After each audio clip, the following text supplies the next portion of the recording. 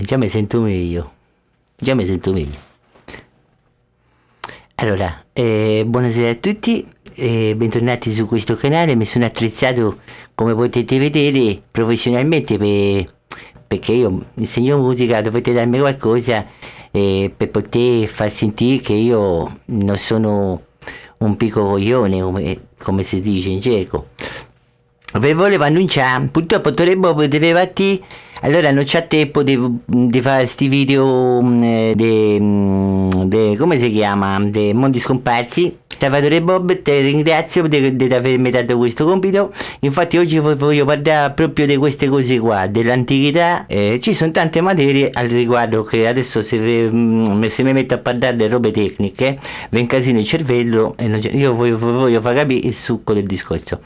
Quindi nell'antico quadrologia le Domus Deianas, perché si salta sempre dalla caverna al quadro, dallo scalfire all'imbrattare qualcosa, cioè, nel senso che tu fai un dipinto e il dipinto è super qua vedo, cioè per vedere un paesaggio mi guarderei una foto è molto più realistica sinceramente.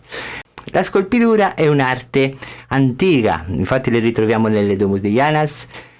Le Domus Deianas sono delle tombe, dicono che erano delle case delle fate, dicono che erano per fare il formaggio, per affumicare il formaggio, cioè ci sono tante controversie tra gli archeologi. Quindi a questo punto io voglio dire la mia. Secondo me, che ne so, c'era caldo, se facevano un buco scuro c'è caldo, io me ne entro un attimo nella roccia, e te ne entravi dentro una roccia. Per me era tipo una specie di cabina di caccia. E poi perché ci sono le ossa dentro? Cioè ci stanno tante cose, c'è sta pure l'ormofodonte c'è stata quella volta, cioè era un animale che si assomigliava un pochettino all'orso, aveva la forma di uomo, aveva un sacco di peli e se ti acchiappava dentro una caverna ti faceva... Cioè, capito? Quindi tornando così, Salvatore Bob, non ti voglio rovinare la piazza, io sto dicendo la mia teoria da quello che ho imparato io, non volercela con me Salvatore, d'altronde ognuno può dire la sua minchiata. Saltiamo il discorso delle Domus Deianas, parliamo dei nuraghi. I nuraghi esistono, sì, ci sono i nuraghi, che dice che sono dei templi. Per me invece il nuraghe era qualcuno è paranoia, si è messo a fare una torre, che allora uno l'ha visto uno, l'altro l'ha fatta lo stesso la torre e hanno detto la torre mia è più bella, allora quell'altro ne ha fatto un'altra più grande. Cioè, questo è un mio parere personale, poi sono ignorante nel senso in quella zona di materia, perché proprio dei nuraghi, guarda caso, nel corso mio non ci stavano. Però ci stavano le teorie che valicavano da una parte all'altra, la destra, la sinistra, il centro, centrodestra, centrosinistra. C'è stava un ragionamento più classico. Hai presente i giganti? Giocavano i bambini dei giganti che col secchiello facevano i nurachini? E tutti hanno detto no, ma i giganti non esistevano. Eppure quell'altro eppure i giganti esistevano, ci sono ritrovamenti dei teschi, ci sono ritrovamenti di cosce.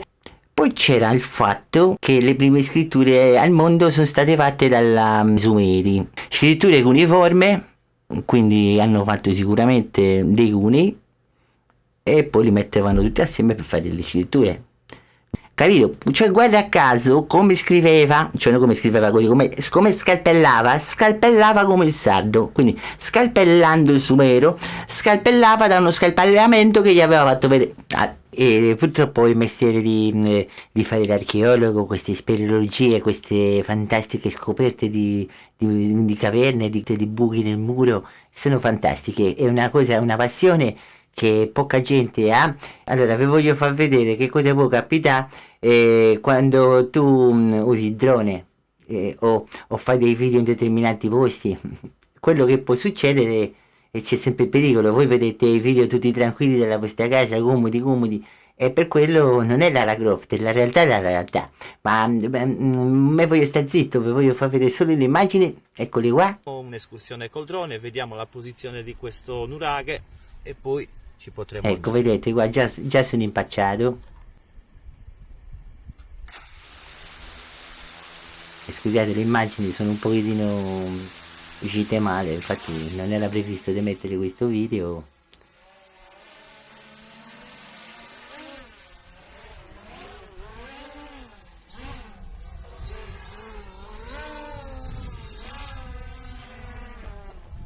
Ecco, questo perché succede?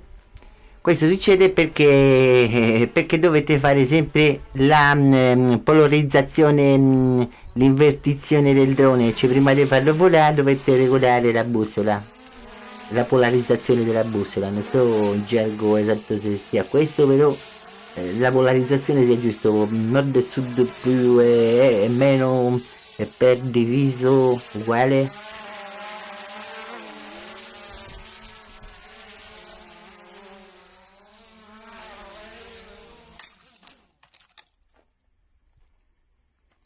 Poi quest'altra avventura invece gli è capitata sempre a Tony Bob. Guardate questa scena quando vi avvicinate le pecore. Guardate questa scena, guardate, guardate.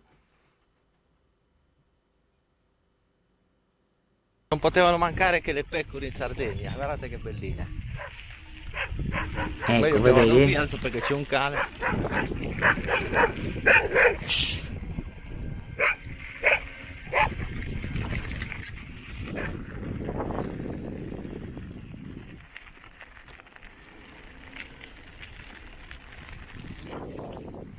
Mi sono preso un bello spavento.